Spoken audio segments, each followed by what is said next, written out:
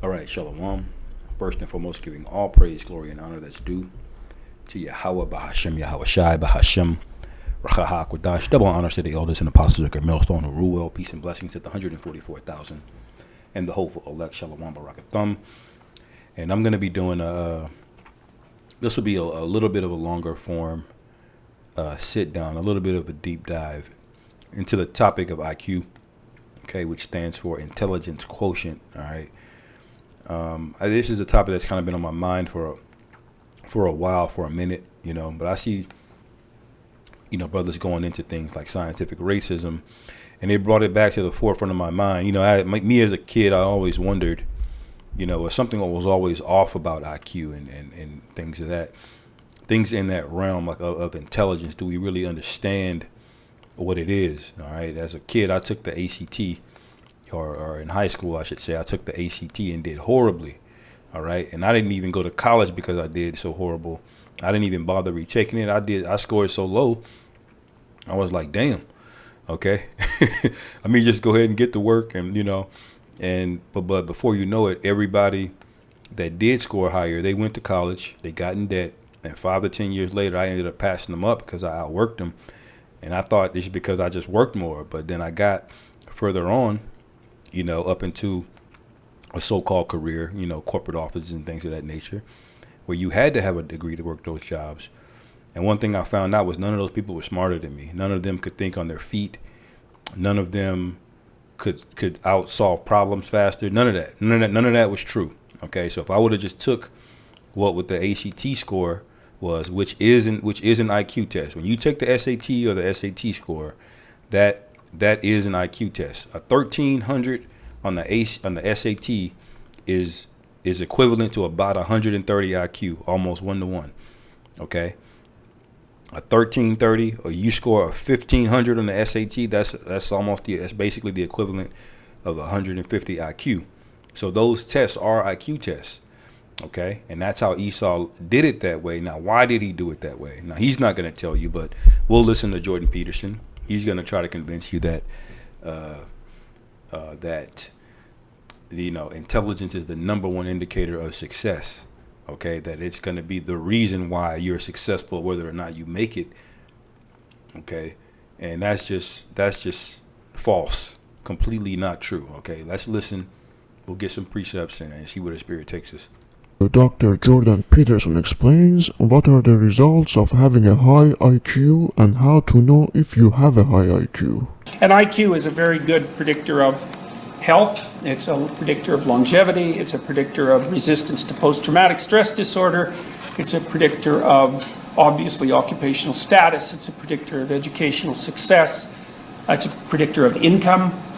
It's a very powerful predictor. And here's another way of conceptualizing its effect. So imagine that you could choose how you were going to be when you were born. This is in North America because it's going to vary by society, at least to some degree. You get to be born into a family that's at the 95th percentile for wealth, or you get to be born at the 95th percentile for intelligence. Who's better off at the age of 40? And the answer is the person who picks being born with an IQ in the 95th percentile at birth. It's more powerful predictor of long-term life outcome than. And so what he's saying is it's better to have a higher IQ than to be born with money. Now, we know that this is false, okay, because America does not work on merit, okay? Now, where this is true, where you're seeing this is within the wage markets, okay? If you work a job, okay, you work next to somebody side by side, okay? If you're smarter than that person, you're going to pass them up. You're probably going to get promoted further than them. But in terms of wealth, when you get into the millions of dollars, that's not true. Okay? And I'm going to show you a graph, okay, about why that's not true. Okay? And this will prove it, because all of this science that's coming out, it's all confounded. This is and the Lord said he would confound this. Okay? Now, IQ is probably a difference maker between you making $50,000 a year and maybe 150 to 200,000, because that's about what a job is going to pay you. All right. People that make more than that, usually those people own their own businesses. If you make more than 200K, more than likely you own your own business, and that's not a salary. Okay. So It'll help you get from 50,000 to 150, but you'll never get out of the rat race being intelligent or smart. Okay? Working hard is also not enough. Those are factors, but that is not enough. What is the number one factor? Okay? What your last name is, okay? If your last name is Biden, look at Joe Biden's son, a crackhead, okay? Got a job making $600,000 a year because of who his father is, who his family is. That is the number one indicator of success, okay? And this goes all the way. What do you think was going on back in the slavery days, in the antebellum period? They were giving brain dead Edomites who didn't know how to bathe or do nothing, just land. No teeth, couldn't count, okay? And they were just given land. And that's what you call affirmative action. No matter how smart they were, or no matter how stupid they were ahead of you, okay? And now it's held over. Now all of that wealth is locked up into these Edomite families, okay? And now the only wealth that you can get is working some damn job somewhere. And if you want to start a business, okay, you got to go through all of the bureaucracy and the investment class. Okay, you need money, you need a loan, you got to ask Esau. You want to do, maybe you have the money, but you want to do this, you want to do real estate, you need to go to the zoning board. Okay? The county commissioners, various bureaucrats, okay? So that if you're popping a woman that's the head counsel of the zoning board, guess what? You don't need to be as smart as the other guy in real estate, because you got it in with that woman. That's how America works, okay? So all of this stuff he's talking about, longevity, educational success, it's all nonsense. Here, let me get a precept. I've been going, Shalakia. This is Proverbs 10 and 18. He hideth hatred with lying lips, and he that uttereth a slander is a fool. So he's actually the fool, okay? Because that's really what this is. This is an explanation of why you're still not doing good. It's not because Democrats have been lying to you for 60 years, okay? It's not because he's poisoned everything you've come up with. All right, he's poisoned the music. He's poisoned your entertainment. He's perverted your woman against you. Definitely not that. It's definitely not because he destroyed all of those towns that we were prospering in, like Black Wall Street and various cities. Okay? The reason you're behind is because, you know, it's genetic. Ain't nothing he can do about it. You see? It's slander. All right? That's what this is. And so he's justified in doing all kind of things to you. The scriptures say that. I'm going to go to it. I'm going to get two precepts because I was going a minute without going there. All right, Jeremiah 50 and 7. All that found them have devoured them, and their adversaries said, we offend not, because they have sinned against the Lord Yahweh, the habitation of justice, even the Lord Yahweh, the hope of their fathers. Okay, so this is what they do. They take your means of wealth, okay? They squeeze you out of these certain neighborhoods. They'll just destroy your town. And then when you resort to something like stealing or petty crime, he brings in the paddy wagon, man, to lock your ass up. And he say, look, we're justified. Look, he was stealing. But he doesn't tell you why the neighborhood had no grocery stores in it. Okay? While the schools you got 500 niggas that go to a school and 10 books. Okay? And then when you wild out or some negative consequence happens, he's complaining. He's saying that he's justified in what happens, but he set that up. Okay? And we're crying out, man. Okay? This has got to be addressed and dealt with. Okay? What did I have here? Psalms 31 is pretty good in general. Okay? Let me see. Yeah, Psalms 31 and 6. I have hated them that regard lying vanities, but I trust in the Lord Yahweh. Okay? So there should be a hatred for these people. Don't let them preach to you about love when all they do is hate. Okay? Their words just sound soft. Okay? But like the scriptures say, there's 7 abominations in his heart. It says, verse 7, I will be glad and rejoice in thy mercy, for thou hast considered my trouble. Thou hast known my soul in adversities. All right, and that's a very key point that I want to make also with IQ.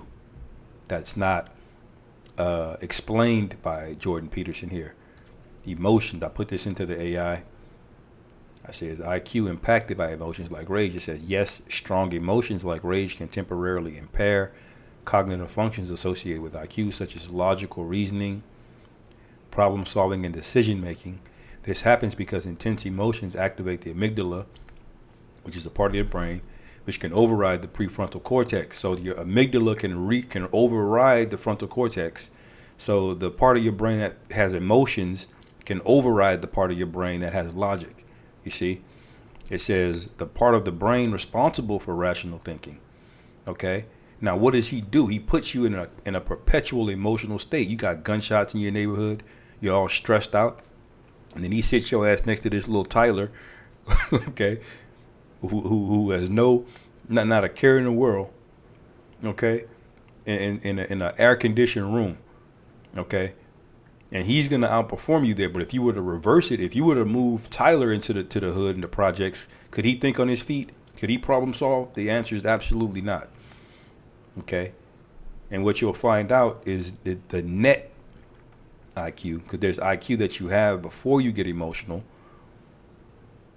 When you take that out, we're higher. Okay.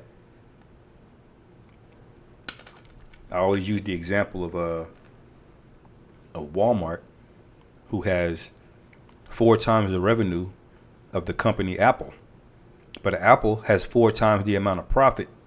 Why? Because Apple keeps way more of their revenue than Walmart does. So even though Walmart has 4 times the revenue, they spend so much of their money, their net profits are way lower than Apple. And this is what you have with emotions. Esau has a higher baseline IQ. When he's in the lab, Esau is in the mode, man. When he's in a lab in a computerized, air-conditioned setting, you give this devil time to think with no pressure, he'll cook something up, okay? But you put him out in the field when it comes to anything fighting, anything you got to think on your feet, sports, okay, handling stress, okay, he's gonna fold, he's gonna bitch up, all right? It says this phenomenon, sometimes called the amygdala hijack, can reduce the ability to think clearly, process information efficiently, and make rational choices in the moment. Now, I read somewhere where rage, that's why I put it in, can cut your IQ in half, man. Okay, so if you have an IQ of 100, just one emotion can cut it in half. And imagine having an IQ of 50, man. That is what you call retarded. Okay, you are clinically remedial. Okay, you're not thinking. And so if one emotion can do that, that tells you that this whole IQ thing, in the way that he's decided to measure it, is squirrely at best. Okay. Familial wealth. So, and it shows up everywhere. Like one of the things we did recently was look at disgust sensitivity. We're going to talk a little bit about that when we talk about conscientiousness, because orderly people seem to be more sensitive to disgust than disorderly people. That seems to be why they're orderly. But the higher you are in IQ, the less disgust sensitive you are. Now, we don't know exactly why that is. Maybe it's because, maybe you could make the inference that IQ is related in some way to the physiological integrity of the cortex, rather than... Notice they put a Jake down there to illustrate the disgust. They say the more disgusted you get, or the less disgusted you get, the higher your IQ. And we're very disgusted at everything that we see here. Okay, but he's talking in general anyway. Then the limbic system, which is the source of, say, emotions and motivations, and the more powerful it is, the more inhibitory capacity it has over the more fundamental motivations and emotions. You could make that case. The problem is that intelligent people don't necessarily seem to be any less impulsive. So And you can have a pretty vicious personality disorder that's characterized by extremely disorganized behavior and a complete inability to put long-term plans into operation and still have a high IQ.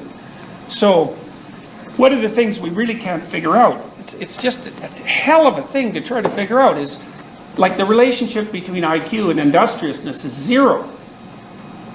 And that just makes no sense to me, because most of the brain models are predicated on the idea that your ability to engage in long-term planning is a factor that's associated with intelligence.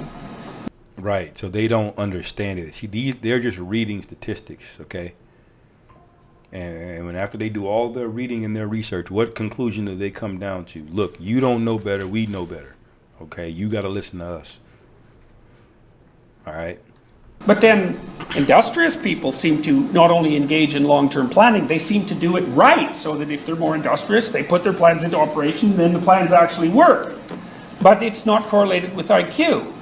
So then I can't figure out, well, obviously the industrious person in some way is able to regulate their own behavior.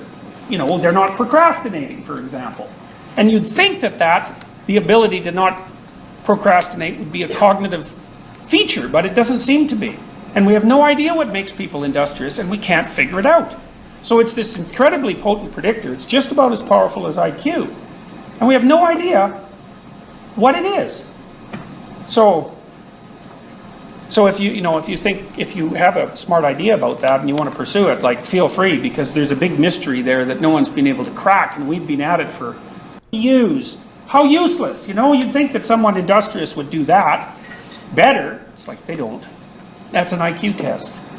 The people who can count the U's faster have higher IQs. Almost everything that you would do where it has to do with manipulation of abstractions of any sort, even something that basic, seems to be fundamentally associated with IQ.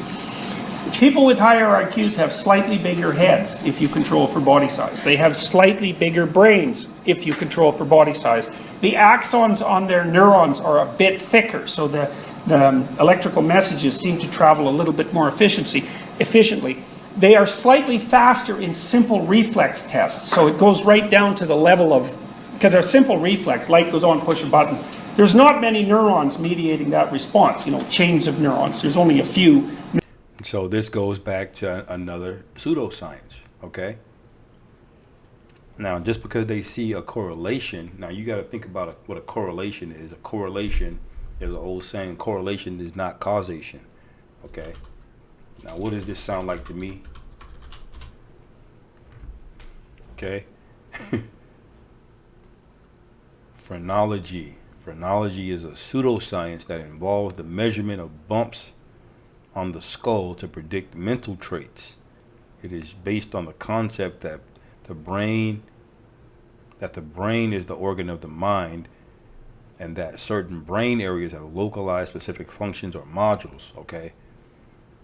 Okay, so basically he was examining the size of skulls and the shape of skulls to determine who had a superior mind, okay? Now, historically, when they were bringing this out, this was to what? To justify to the population at large, look, our cause is just. When we kill these Native Americans, okay, when we enslave these so-called blacks, okay, this is what makes us righteous, all right? Okay? This fueled the Enlightenment thinkers, okay, those philosophers that led to edicts like Manifest Destiny and the Monroe Doctrine, okay? It says, why is it no longer accepted? This idea known as phrenology was developed by the German physician Franz Joseph Gall in 1796 and was hugely popular in the 19th century. Why? Okay. I wonder why. Because it favored who? A particular group. It says being misused in its latter days. No, they wouldn't misuse in the latter days. That was the purpose of it being created. Okay? It says to back racist and sexist stereotypes, and it's linked with NAZI eugenics, okay? But that was the purpose of him doing it. Matter of fact, all of evolution is for that reason, okay? You know the guy named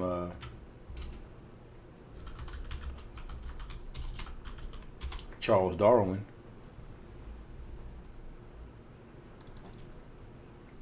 Okay. Okay, wait, sorry, it's Origins of Species.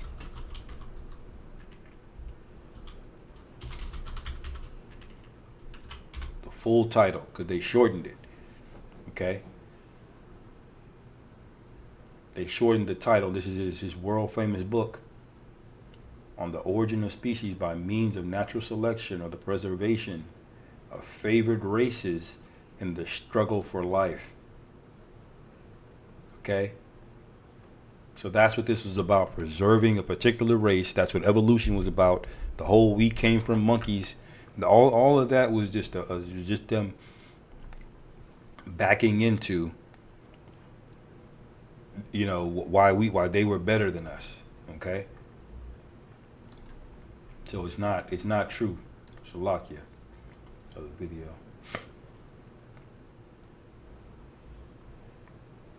This nigga there, boy. These hoes are losing. Let me go back. Neurons communicating so that you can do that. But even at that relatively simple processing level, IQ is associated with speed. So there's a physiological component. You're less likely to develop Alzheimer's disease if you have a high IQ. And maybe that's because your brain is just more robust, you know, so you could sustain damage, say, of up to 50% of your brain, and you wouldn't even show it if you have a sufficiently high IQ. Whereas if... Anyway, let's go to this other video, okay? Now, I gotta scan to the point where he did the correlation to show you this whole thing is really confounded, because I've taken a few IQ tests over my life, and I've gotten, you know, 3 different answers in a pretty wide range, okay, about, let me see, yeah, it is about a 15 to 20 point range between the 3 times that I've taken an IQ test, just some online, you know, BS one, okay.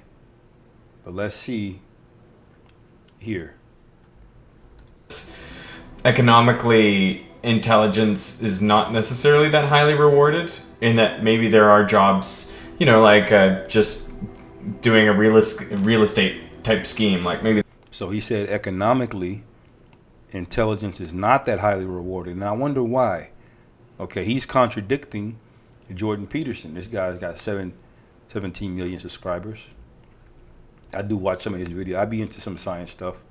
You know, I keep my ear to the ground of things like that are interesting, you know.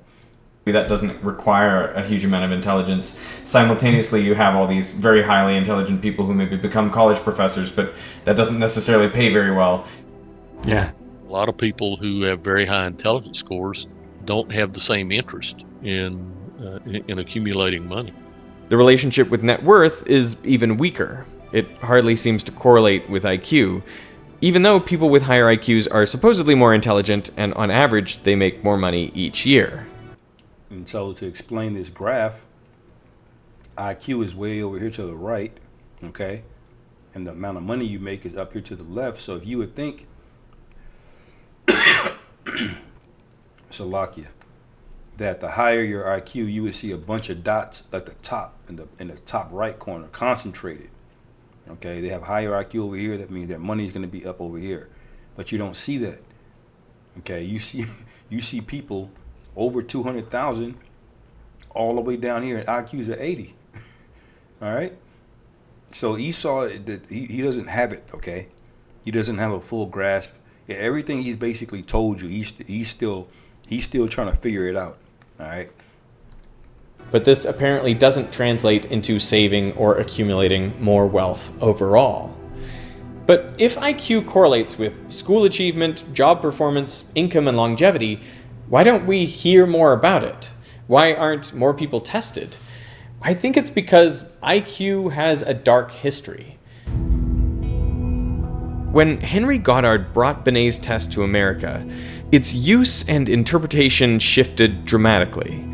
In France, Binet believed intelligence could be improved through education. He designed his test so that struggling students could be given more help to catch up. But in the US, the modified test was given to adults to rank them by intelligence. And researchers like Spearman believed that G was unchangeable, that whatever general intelligence you were born with, you would have for the rest of your life. And many thought G was inherited, passed down from parents to children. These days we would say it has a genetic basis. Obviously you have all these very highly intelligent people who maybe become college professors, but is not necessarily that highly rewarded. It means that only 4.4% of the variance in income is explained by tendency for income to increase with IQ, and it found a correlation coefficient of 0.3. But the variance is huge. In fact, the top 3 earners in this study all had IQs below 100. Yeah, that's the point I wanted to show you, okay? The top 3 earners, these are making $1 million, they didn't even have an IQ over 100, okay? Because it's not about IQ, it's about who you are, okay? Do you know people, all right? That's how America works, okay? This devil didn't get anything because he's smarter. He got everything because he stole everything, okay? And then the people that stole everything passed it on to people that were like him. That's what happened. That's how we got here. You didn't just get passed up because, you know, you were running around naked in a loincloth in Africa, and then the good white man picked you up, brought you here on a boat, you know, and taught you how to read. Okay? That is a completely false narrative.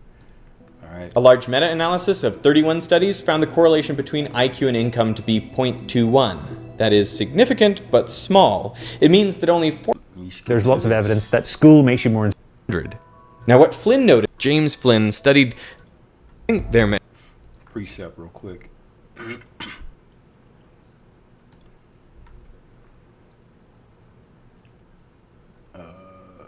is it? Is that what I wanted?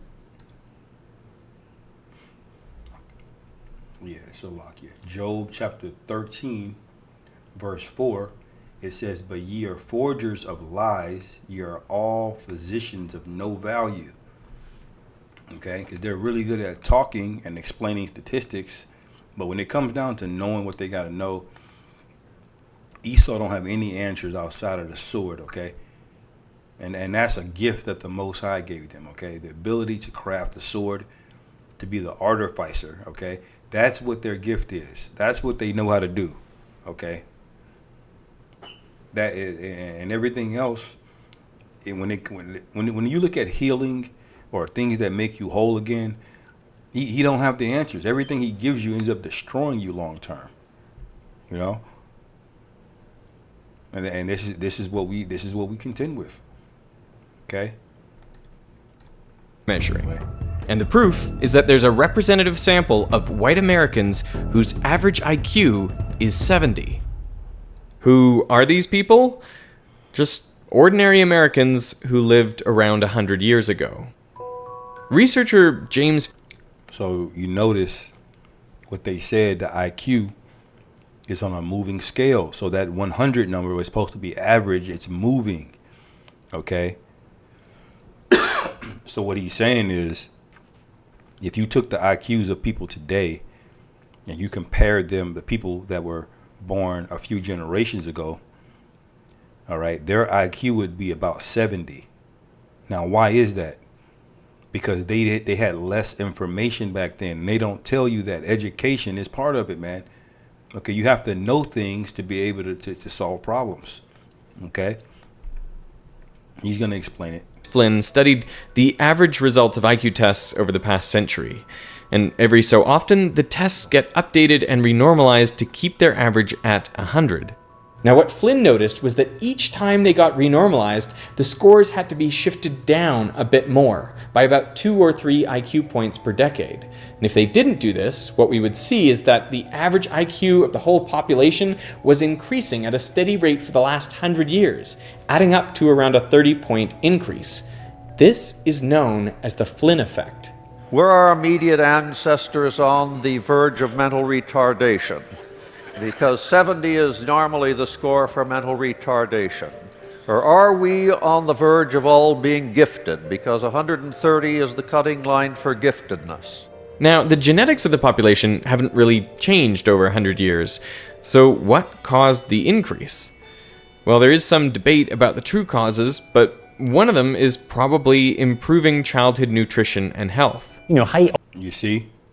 And now what do your ass get? You get McDonald's, all right? You get water running through lead pipes. All right, you're next to an airport, breathing in all kind of toxic chemicals and fumes. And then 50 years later, he's got a study like, well, it looks like we fucked up here. This has been causing brain damage and, you know, this many parts per million, and it's 40 times that, you know, but it's never in his neighborhood, you know. And they destroyed all of our neighborhoods. Okay, we don't really have neighborhoods anymore. We got open air concentration camps, basically. These projects, these areas, you can't escape that, man. Okay, unless you play ball with Esau. Okay, it's a pit. Okay, even the psychology of being in the projects, people there don't want you to leave, or if you leave, they got a problem with you. You know, so even psychologically, it's a snare. You know, and all of these things, they add up. Okay, but ultimately, we're better mentally and physically. All right. Also increased across that time period, right? People got taller and taller and taller. Another cause is better education. There's lots of evidence that school makes you more intelligent. You become better. Cause and health. Height also increased across that time period, right? People got taller and taller and taller. Another cause is better education. There's lots of evidence that school makes you more intelligent. You become better at problem solving if you have more knowledge, because it's easier for you to make associations if you have more things to make the associations with. A third proposed. So, again, when you go to school, the school is underfunded. Okay, you don't have half the vocabulary of a little white boy. Okay, so when you take a test, the SAT, ACT, you don't even know what half the words mean.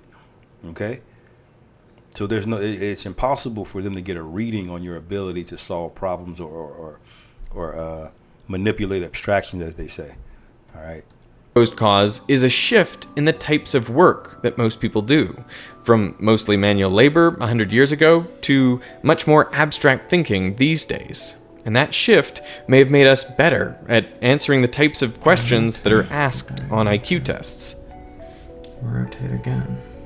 The point is that IQ tests appear to objectively measure intelligence, but they don't. Even in the same country, separated only by time, cultural changes can affect the average scores on IQ tests. So, you hear that? Cultural changes. All right?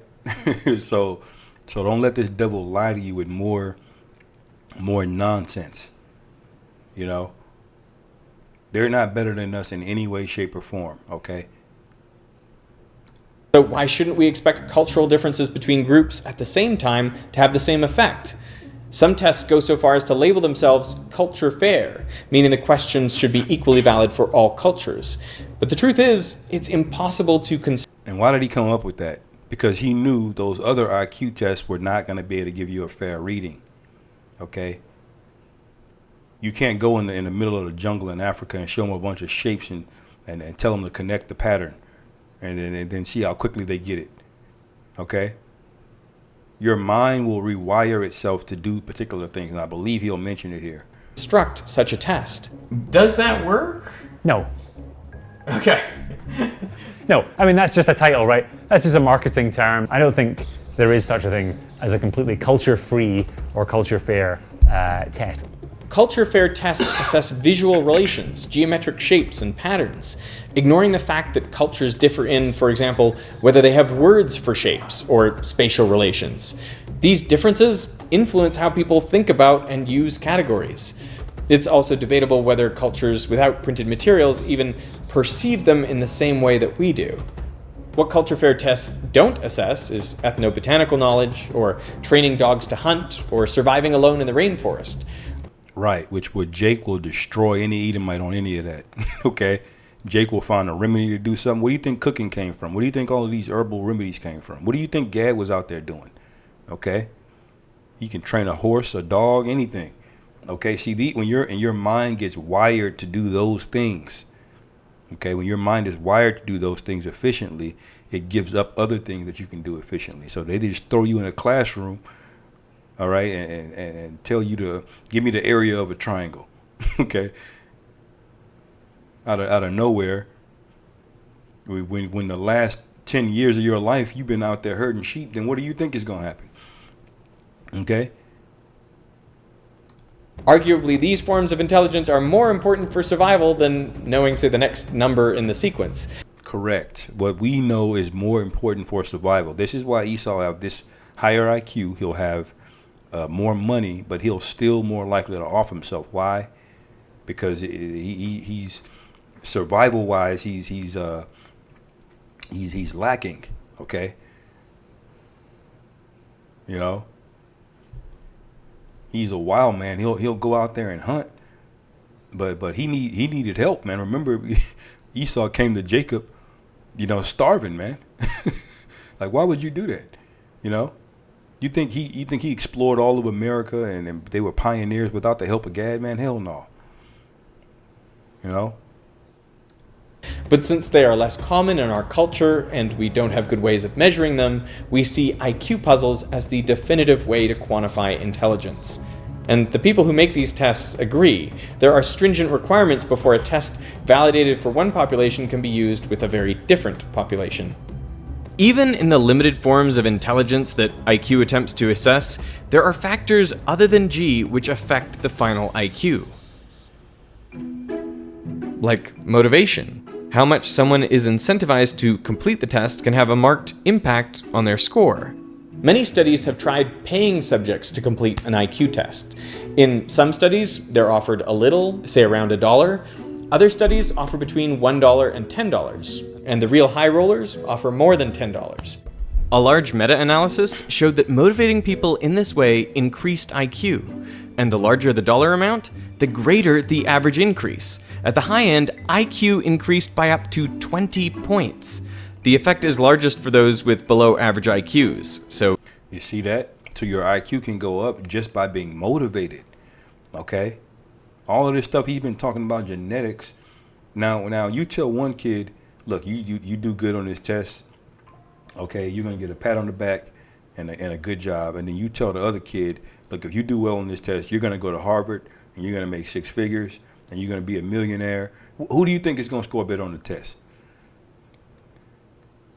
And Harvard is not some place you can get into by raw intelligence. You got to know somebody, man. That's what Harvard is. It's a club. Okay, that's why it's so expensive. Why is Harvard still charging $200,000, $300,000, $400,000 for tuition when 90% of the information's on the internet, and they're still charging that? Why? Because it's a club.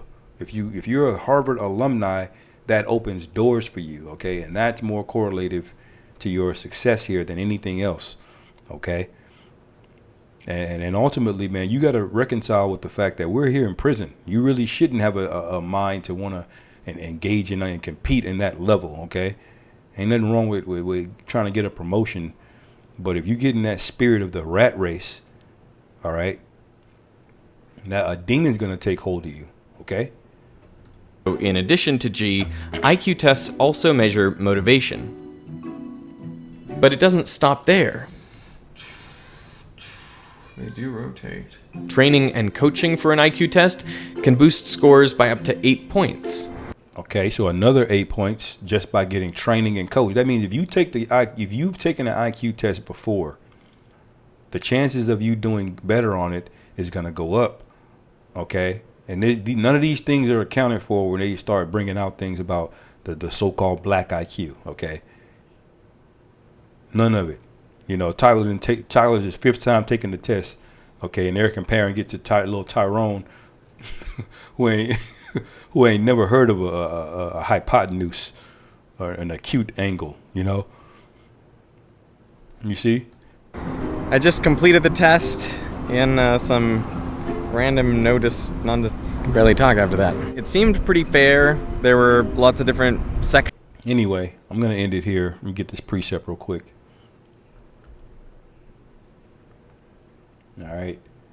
This is Sirach chapter 25, verse 13. It says, give me any plague but the plague of the heart, and any wickedness but the wickedness of a woman. And we basically got plagued of our mind here, man. Okay? They've made it impossible to compete. And you have to realize why these things are happening, not get all down on yourself. All right. You got to remember, we're working off of a debt to the Most High. Okay. And we hope that it's accepted at the end of the day, so we get delivered out of here. You know. So none of this is something to be taken seriously. The only thing you take seriously is this truth, man. Okay. And wisdom is imparted unto you. Okay, wisdom is of the Most High.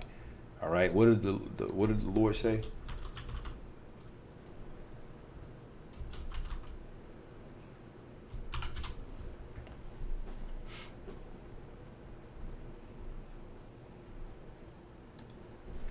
Let me see.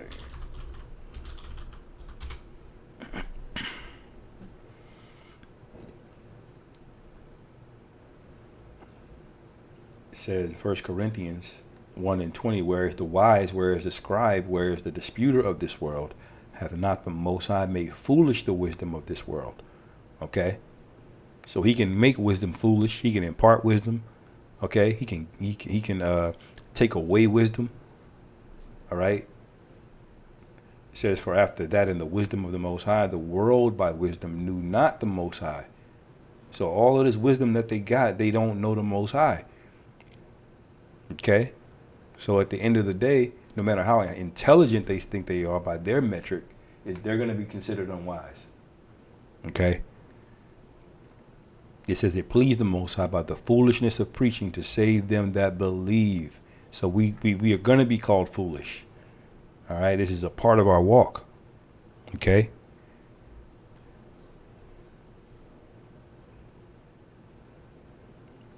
1 Corinthians 3:19, for the wisdom of this world is foolish with the Most High, for it is written, he taketh the wise in their own craftiness. And we're starting to see the smartest, so-called high IQ people in the world make dummy, stupid mistakes over and over and over again.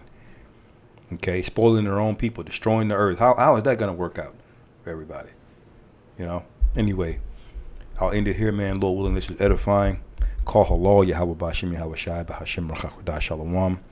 Kwame Yasharallah.